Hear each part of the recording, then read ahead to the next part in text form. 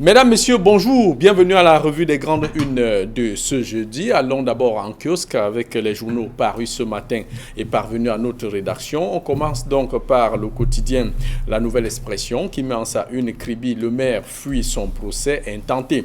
La première audience de l'affaire qui oppose le magistrat de la ville balnéaire au groupe La Nouvelle Expression Equinox n'a pas eu lieu hier. L'affaire a été reportée au 19 août prochain. Le maire, pourtant plaignant, ayant fait faux bond au tribunal. Le journal parle aussi de campagne électorale, probable compression des partis politiques. Le professeur Titi Nuel, membre du conseil électoral de l'ECAM, a décrié l'absence des programmes politiques intéressants des partis politiques et de ce fait invite une compression, une réduction des nombres de partis politiques au Cameroun. Le journal parle aussi du Sud-Ouest, la crise anglophone.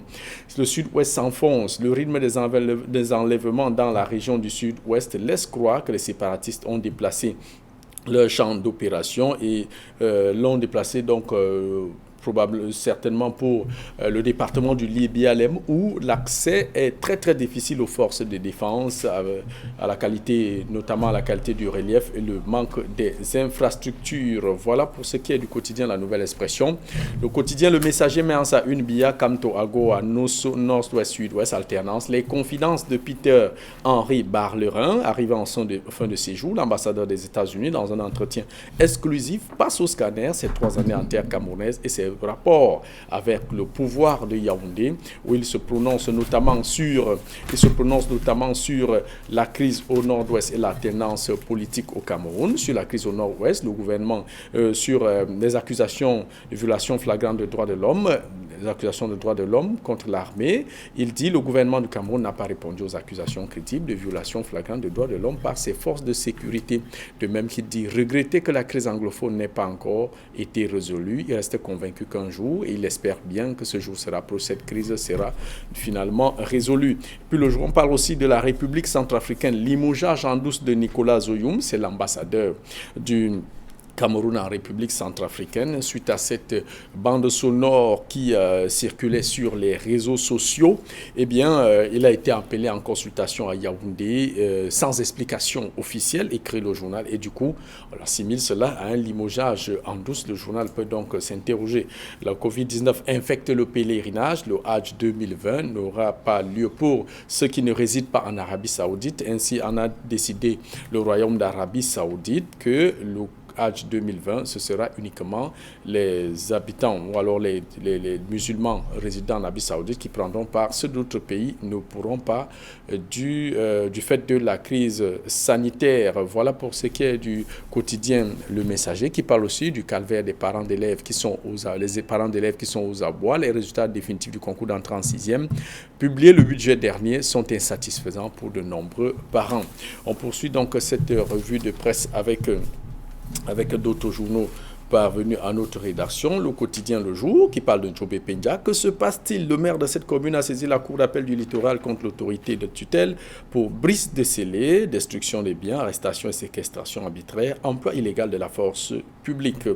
Puis le journal Le quotidien L'économie parle de la CEMAC. Le Cameroun, mauvais élève en matière de protection de la biodiversité. Selon le classement de l'indice de performance environnementale 2020, le pays n'a pas une position enviable au sein de la communauté économique et monétaire de l'Afrique centrale. Le journal Cameroun Tribune parle de coopération Cameroun-Belgique. Tout baigne. Reçu au palais de l'Unité hier par le président de la République, Paul Biya, à l'issue de son séjour au Cameroun. L'ambassadeur Stéphane Dopagne s'est dit satisfait de la qualité des échanges politiques et économiques qui se caractérisent notamment par une balance économique équilibrée entre les deux pays. Puis le financier d'Afrique parle d'élargissement de l'assiette fiscale, la piste de fiscalisation de l'économie de la nuit, la taxation au recouvrement par l'État et les communes des activités économiques et culturelles entre 18h et 6h permettant d'alléger la pression fiscale tout en maximisant les revenus budgétaires. Le journal parle aussi de la hausse des prix de la tôle qui inquiète les consommateurs. Puis le quotidien satirique Le Popoli, odeur de remaniement, le retour des consultations et bien sûr sur la page, la une de du journal Le Popoli, vous voyez bien cette caricature, le retour des consultations, et bien en face, le chef de l'État Paul Biya avec cette odeur de remaniement qui pose la question à quelqu'un qui est devant lui, un personnage voilé. Sais-tu pourquoi on t'a voilé avant d'entrer ici? Et le concerné de répondre, oui, parce que vous êtes le créateur, on ne regarde pas Dieu dans les yeux. Conclut donc le quotidien satirique Le Popoli, qui parle aussi de l'extrême nord, qui revendique son plan de reconstruction. Voilà ce qu'on peut retenir de la revue des journaux parus ce matin, parvenue à notre rédaction. Place à présent avec nos consultants du jeudi, comme vous le savez bien. Guillaume, bonjour et bienvenue à la revue des journaux. Bonjour Jean-Paul et bonjour aux nombreux téléspectateurs qui chaque jour prennent le même plaisir à regarder la revue des unes qualitatives qui paraissent au Cameroun, et bonjour aux doyens Taminel que le monde entier nous envie. Super votre smoking. Hein? Ah, merci. Smoking anglais. Ah oui, exact. L'actualité qui vous a marqué? Alors moi j'ai été marqué cette semaine, notamment hier, par une conférence publique qui est organisé par un collectif de professionnels de la culture qui, toute la journée, du moins tout l'après-midi hier, a tenté magistralement de démontrer les insuffisances de la loi sur les associations culturelles qui a été adoptée il y a quelques jours par le Parlement et le Sénat. Donc il se trouve qu'au sorti de cette rencontre-là, on est tous d'accord que, du moins ceux qui étaient là, avec les arguments brandis par les uns et les autres, qu'en fait c'est définitivement une loi qui est liberticide, parce que la vérité, le collectif d'hier regroupait entre autres les musiciens, les artistes, les peintres, en tout cas, tout ce qui tourne autour de la culture était présent, les designers, tous étaient présents hier, et contrairement à l'idée qu'on a voulu faire croire d'eux, moi j'ai vu des gens très cérébraux qui avaient vraiment la tête bien pleine et qui ont article par article démontré à la face du monde que ce projet est liberticide, parce que la vérité, on est en train de s'acheminer là vers comment je vais appeler ça, c'est une sorte de notre ciment. Vous savez, le ciment de la fondation même de notre vivre ensemble est en train d'être détruite et piétinée, et que cette loi en l'état contribue plutôt à désunir les Camerounais au lieu de les unir plutôt, alors que de plus en plus on parle de vivre ensemble et d'union, de cohésion et de paix, sauf que manifestement il se trouve que l'adoption de cette nouvelle loi sur les associations culturelles, parce que vous par exemple, on ne peut pas estimer vouloir donner au statut aux associations culturelles ou d'artistes, alors que les artistes eux-mêmes n'ont pas de statut. Donc c'est une grossièreté qui est... Non, il reste encore un espoir, parce que le collectif hier semble déterminé à obtenir du chef de l'État le renvoi de cette loi, qui ne la promulgue pas, qu'elle soit réexaminée, que chaque article est prêt à confusion. Il y a beaucoup de non-dits et d'imperfections et d'incompréhension. Donc hier c'est un grand moment d'échange, de partage, et on espère qu'au sorti de là, la presse en a pas beaucoup parlé parce que l'événement a peut-être lieu hier, mais les artistes étaient mobilisés comme un seul homme, et espèrent que le président renverra la copie au Parlement, et que les gens qui ont l'expertise s'asserront pour rediscuter et réécrire cette loi qui doit être le ciment et le fondement de notre cohésion sociale, parce qu'elle est culturelle. Oui, passez-moi le mot, vous avez parlé de... On peut donc dire que c'est une loi culturicide. Passez-moi le mot. Et liberticide.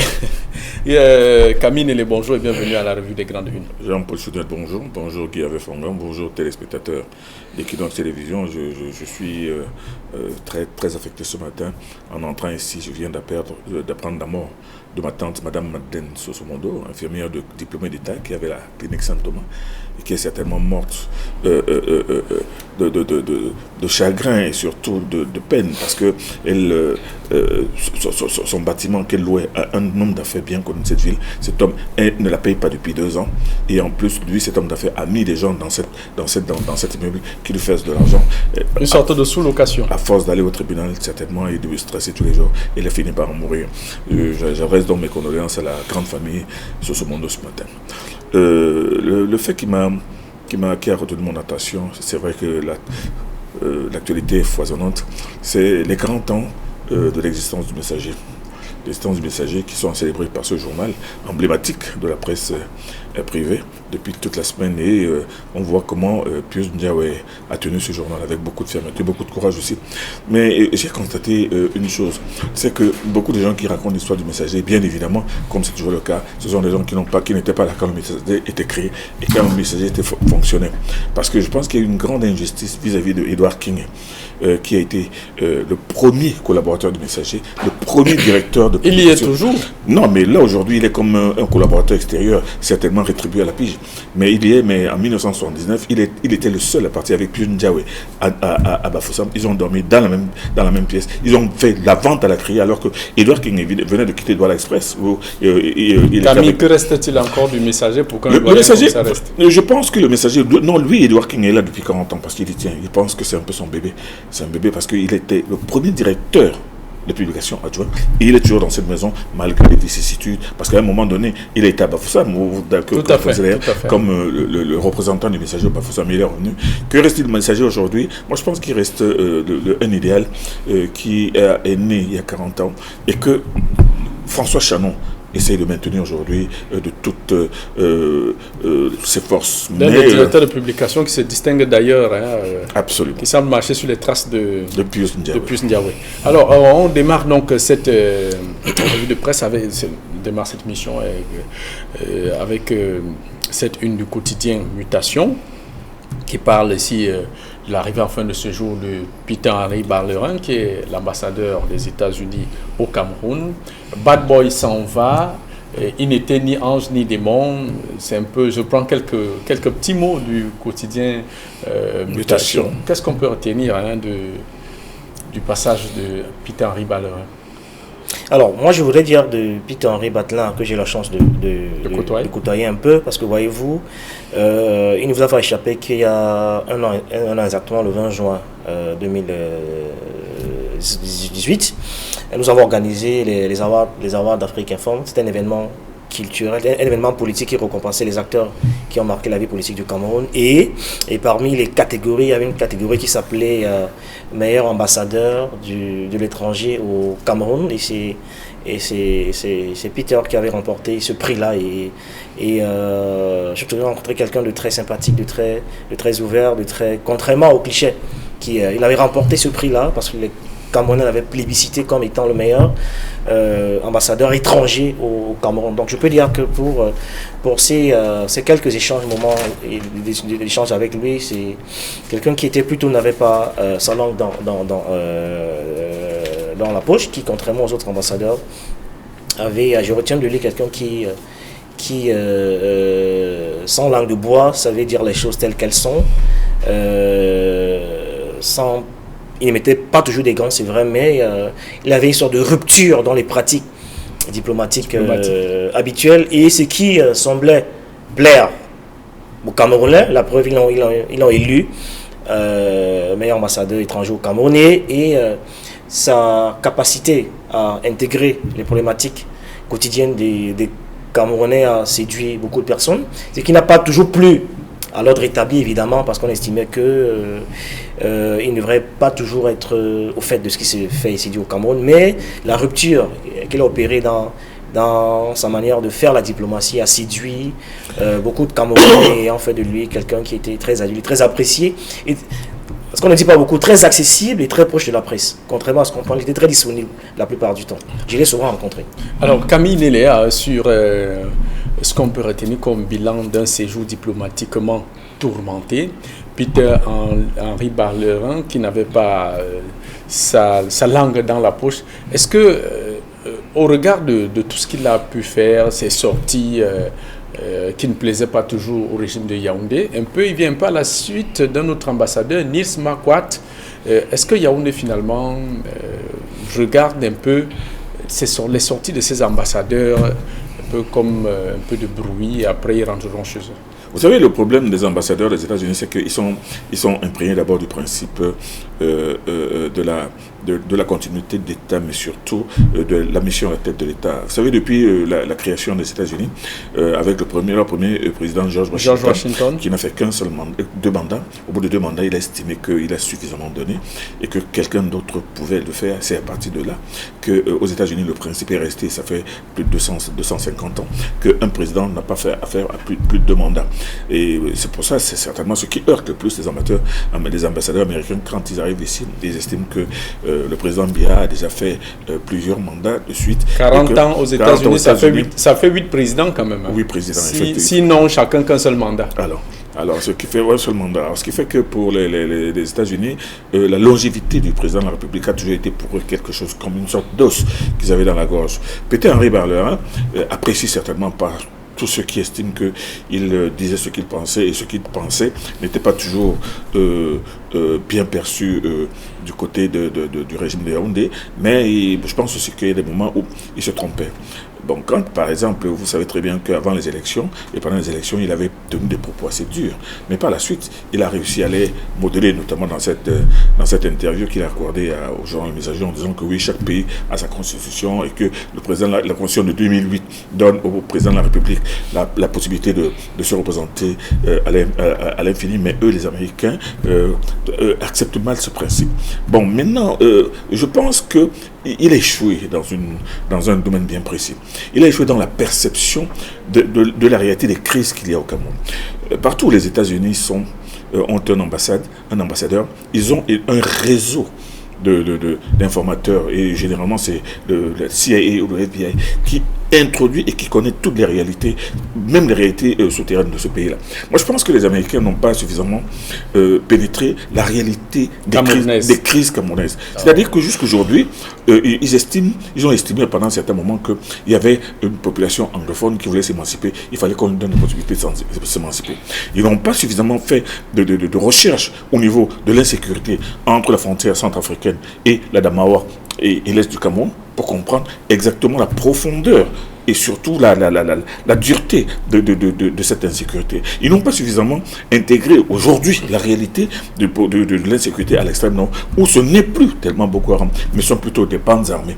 Et exactement comme ça se passe aujourd'hui dans le sud-ouest et le nord-ouest, où ce ne sont plus seulement des sécessionnistes, comme on les appelle, mais c'est des bandes armées qui sont chacune indépendantes de son côté, et de telle manière qu'il est même difficile de pouvoir discuter aujourd'hui avec quelqu'un, parce que pendant que certains leaders qui sont aux États-Unis parlent de négocier, mais à négocier en terrain neutre avec un facilitateur international, comme si les Camerounais peuvent ça, mais seulement ils restent toujours campés sur cette posture qu'ils discutent avec leurs frères, leurs voisins camerounais.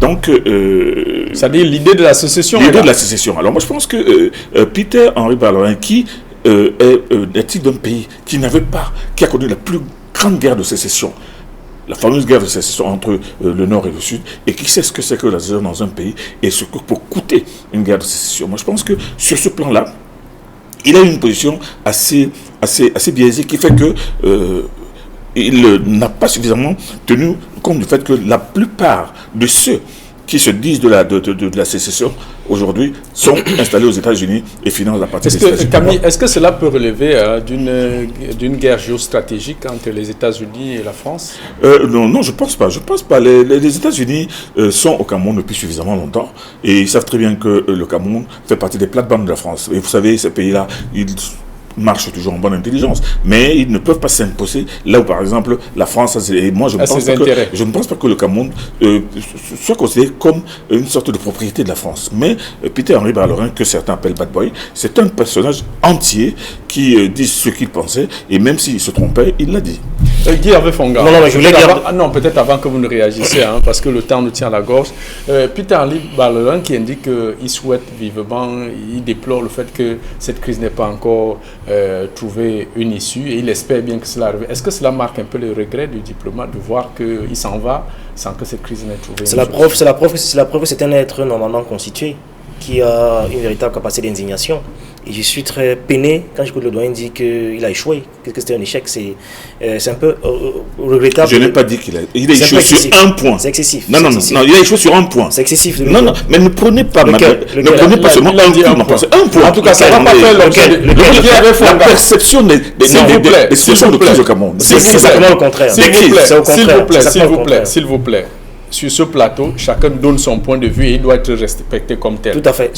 Parce que si on rentre à vouloir critiquer ce qu'a dit le doyen, on n'en sortira pas. Non, je vais dire que non. Sur la perception du climat sociopolitique camerounais par l'ambassadeur, je pense qu'il avait un des clichés les plus exacts, les plus froids, les plus corrects. Je vous ai dit que il avait été élu meilleur ambassadeur étranger au Cameroun et j'ai eu la chance de discuter longuement avec lui et je sais exactement la maîtrise et la connaissance qu'il a des problématiques quotidiennes des Camerounais. Je vous promets que c'est impressionnant. J'étais moi-même bluffé. Jusque dans le Cameroun profond, il en a une parfaite maîtrise. Donc, je ne crois pas qu'il a un regard erroné. Et puis, je vais dire que je suis un peu...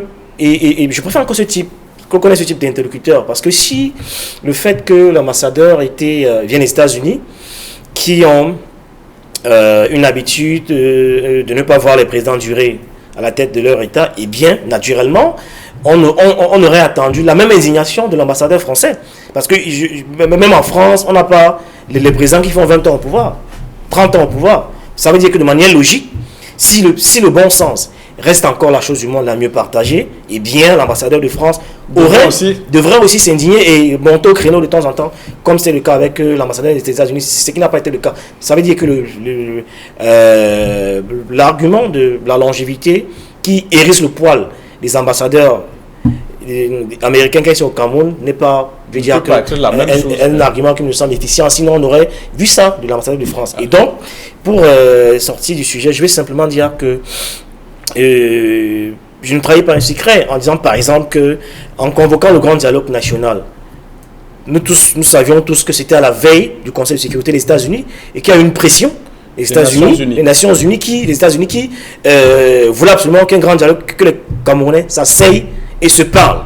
C'est un indicateur clair de ce que l'ambassadeur ou les États-Unis avaient une photographie exacte de la situation et que les Camerounais voulaient se parler. La preuve, c'est quand le Cameroun est invité à ce Conseil de sécurité que finalement le président de la République fait une sortie pour convoquer le grand dialogue national. Et puis on peut évoquer les cas d'un Garbu et plein d'autres exactions en tout cas, que les États-Unis ont régulièrement prononcées et qui par la suite, à l'épreuve des faits, on leur a donné raison après enquête. Bon, voilà, donc, ça veut dire que... On sort de ce sujet. On sort du sujet, mais je suis heureux que hier avait parlé de la photographie exacte que les États-Unis ont toujours tout. C'est tout comme les États-Unis avaient une photographie exacte des armes de destruction massive qu'avait Saddam Hussein. En Irak. Avant Saddam Hussein. Non, vous êtes dans le magam. C'est aussi devant les Nations Unies. C'est pour les éloigner du sujet principal. Non, je donne un exemple de photographie exacte. S'il vous plaît, on a fini avec ce sujet.